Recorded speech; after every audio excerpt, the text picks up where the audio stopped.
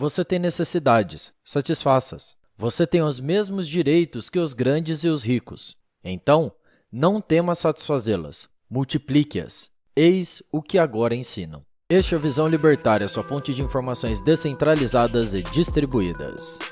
Esse artigo foi sugerido e escrito por Atos Henrique, revisado por J.J. Lieber e narrado por Coreia com K.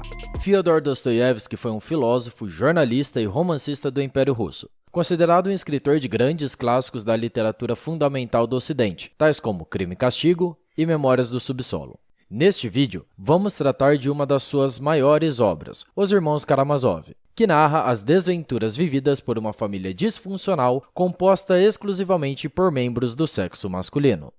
Fyodor Pavlovich Karamazov, homem conhecido pelo seu estilo de vida desregrado, dado a toda sorte de excessos, beberrão, praticante da glutonaria, dono de um coração tomado pela luxúria e de uma mente torpe. Homem que, segundo Hans Hermann Hoppe, deveria ser removido fisicamente da sociedade. Esse homem, infelizmente, trouxe 4 filhos para sofrer no mundo, dos quais 3 tinham sua paternidade reconhecida, e o outro filho, fruto de um abuso sexual a uma mulher com problemas mentais, foi criado como empregado na mansão Karamazov. Mas não se iluda, ter sua paternidade reconhecida por Pavlovich não significou muita coisa na vida dos 3 filhos legítimos, já que todos foram, desde criança, abandonados à própria sorte por um pai que só queria saber de beber, comer e transar. Dmitry Karamazov era o filho legítimo mais velho e, infelizmente, aquele cujo caráter mais se assemelhava ao pai. O segundo filho era Ivan, um rapaz culto e europeizado, dado a filosofia e as ciências sociais. Também era um niilista, um ateu em busca de sentido, mas que, em seu íntimo, já pressupunha não haver para a vida sentido algum. O terceiro filho era Alexei, um garoto bom e religioso. Vivia sob a tutela do mestre Zósimo em um convento da Igreja Cristã Ortodoxa Russa. Este era um cristão autêntico e fervoroso. Já o filho que não foi reconhecido pelo velho ébrio se chamava Smerdyakov, um homem tão ou mais niilista que seu irmão Ivan, só que sem instrução formal. É notável a revolta que ele tem contra o mundo e sua desigualdade intrínseca entre os indivíduos. Dostoiévski é famoso por suas abordagens realistas e existenciais em seus romances. Aliás, ele é considerado um grande precursor do existencialismo enquanto escola de pensamento. Uma abordagem existencialista está centrada no indivíduo, nas suas ações e emoções, e, sobretudo, na angústia de existir e ser um ser pensante. É comum entre as pessoas mais dadas à reflexão, análise e estudo, uma visão pessimista da realidade, um sentimento constante de angústia ante a complexidade da vida e das relações humanas. Talvez por isso a maior parte das pessoas prefiram fugir de uma postura mais intelectual e analítica, preferindo ligar o modo automático e não se dar ao trabalho de ir a fundo nas questões que o cercam. Embora essa postura seja um direito de cada um, ela é excelente para o domínio do Estado, uma vez que o Estado é uma organização baseada em mentiras, injustiças e manipulação, e que lhe é muito confortável que seus cidadãos não tenham o maior interesse em discernir a realidade. E os que demonstram esse interesse, o Estado age para cooptá-los como agentes legitimadores. Na história em questão, a partir da página 345, o personagem Mestre Zósimo passa a tratar da situação dos monges no Império Russo por volta de 1850 e 1860. Então, ele passa a refletir sobre as ideologias progressistas em voga na Europa naquele momento, cujo cerne está sendo importada para a Rússia por parte considerável das classes abastadas que iam estudar fora e traziam toda a sorte de teorias malucas como se fossem verdades universais. Nesse ponto, a Rússia é muito semelhante ao Brasil, já que aqui também ocorreu e ocorre até hoje esse fato sociológico, no qual pessoas vão estudar no exterior, onde lá elas aprendem sobre as diversas teorias que na Europa e nos Estados Unidos não passam de teoria, mas estes, como bons vira-latas, se afeiçoam a determinadas ideias e as trazem ao Brasil, como se essas fossem incontestáveis verdades universais. Perceba, mesmo sendo a Europa um continente bastante esquerdista, algo que os Estados Unidos estão se tornando a passos largos, lá existe um considerável pluralismo entre escolas de pensamento na academia. Mas no Brasil, pessoas como Michel Foucault, Jürgen Habermas e Luigi Ferraioli são considerados deuses, e suas ideias doutrinas absolutas, quase religiosas. Pois bem, prosseguindo. No gancho narrado antes do artigo, vemos uma provocação a respeito do que é ensinado na Europa pelas correntes da esquerda não radical e até mesmo pelo liberalismo. E nós bem sabemos que os liberais são os melhores amigos dos socialistas, que ensinam que a realidade e a realização suprema era a satisfação das necessidades. Note que, nesse contexto, o termo necessidade é mais desejo que propriamente necessidade, e que todos devem ter o direito de satisfazer todos os seus desejos. Nós, libertários, sabemos que, pela ética da propriedade privada, você não tem direito à felicidade, tem o direito a buscá-la, mas não de tê-la. Ademais, você não tem o direito de satisfazer todos os seus desejos, porque dificilmente vai ter todos os meios para fazer isso. Mas o Estado promete superar esse paradigma com os, entre aspas, direitos sociais. E através do roubo institucionalizado, ele promete te dar o necessário para garantir o seu direito de ser feliz. Agora, vamos ver uma parte do texto do romance. Citação. Concebendo a liberdade como crescimento das necessidades e de sua pronta satisfação, eles alteram sua própria natureza, pois dão origem a uma multidão de desejos insensatos, de hábitos e imaginações absurdas.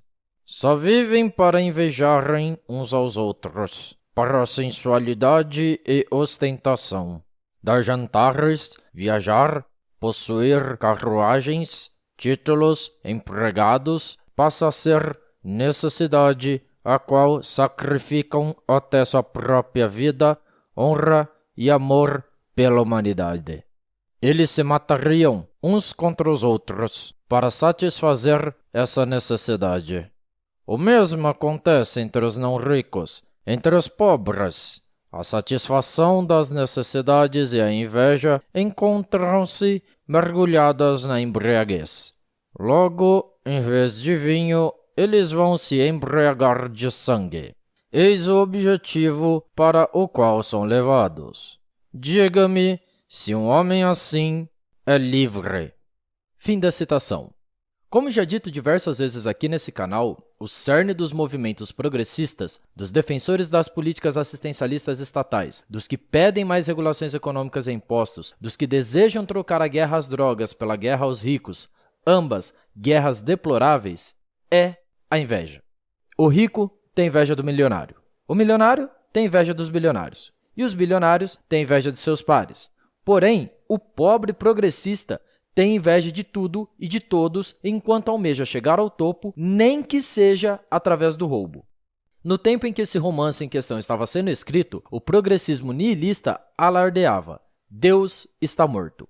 E num mundo positivista, isso era um problema. A fé sempre influenciou as leis do Estado. Sem fé, o que define o que é lei? Embora muitos sejam cegos para aceitar como legítima uma lei só porque o Estado a escreveu, historicamente as pessoas sempre fizeram isso julgando as leis pela fé. Por isso, sem fé, muitos jovens se entregam à ideia do viva e deixe viver. Mas como ensina Hope, viva e deixe viver só funciona se o seu vizinho não for um depravado e um mal educado. Ademais, vamos citar mais uma passagem da obra. Se Deus não existe, onde estaria o crime? Na Europa, o povo já se levanta, pela força, contra os ricos. Em toda parte, seus líderes o levam a derramar sangue e lhe ensinam que sua cólera é justa. Fim da citação. Essa frase está na página 348. Perceba que o discurso de hoje não é novo. Há séculos atrás já estava em voga no Velho Mundo. Políticos inflamando as pessoas a verem o ato de enriquecer como um crime, e um crime que gera um direito. O direito dos que não enriqueceram de exigir recursos dos que conseguiram como penitência por seu sucesso. Isso sem falarmos nos ricos, como Soros, Bill Gates e a família real britânica, que auxiliam o Estado na sua cruzada anti-riqueza. Em Os Irmãos Karamazov, Dostoiévski cita os ricos da Rússia, os mesmos que eram donos dos servos, os mesmos que eram donos das fábricas onde até crianças se matavam de trabalhar, os mesmos que desprezavam o povo como incultos e dignos de pena, os mesmos que influenciavam junto ao governo contra qualquer possibilidade de ascensão social per se. Eles eram os mesmos que adotavam o cientificismo, que pregavam querer reorganizar a sociedade de forma justa, só pela razão. Contudo, Tal discurso apenas escondia a vontade deles de refazer a sociedade de modo em que eles continuem no topo e que ninguém possa chegar ao topo sem ser por meio deles. Atualmente, nada mudou. Os bilionários progressistas que dão entrevistas ao The New York Times pedindo para o governo cobrar mais impostos só vislumbram mesmo dificultar a concorrência e a independência individual. Se todos precisarem do Estado para subir na vida, o poder da elite financeira está garantida, pois no capitalismo de Estado não há divisão real entre a aristocracia política, a empresarial e os amigos do rei. Estado social, como diria Bastiat, é o espólio legalizado. Além disso, o Estado social é promotor de toda sorte de degeneração moral. Só num estado de bem-estar, você pode exigir que a massa deixe de trabalhar e, após isso, você, por meio de projetos de lei, como a Lei Paulo Gustavo, exige que os que ficaram privados do trabalho paguem suas contas por meio de impostos. Enquanto isso, você, artista, se reúne com diversos outros artistas progressistas em 4 dias de orgia, como ocorreu recentemente numa tal farofa. Isso meses após você mesmo fazer um discurso alarmista anti-aglomeração. Enfim, a esperança de Dostoiévski era, conforme escrito na página 347 do romance, que o povo enfrente o ateu e que o vença, havendo uma só Rússia ortodoxa. Mal sabia o escritor que os bolcheviques, herdeiros ideológicos dos jovens nihilistas russos, tomariam o poder na Rússia e promoveriam toda a sorte de barbáries. Nesse episódio, o povo se embriagou no sangue dos ricos sobre as ordens de Lenin e, por isso, pagaram um preço inimaginável.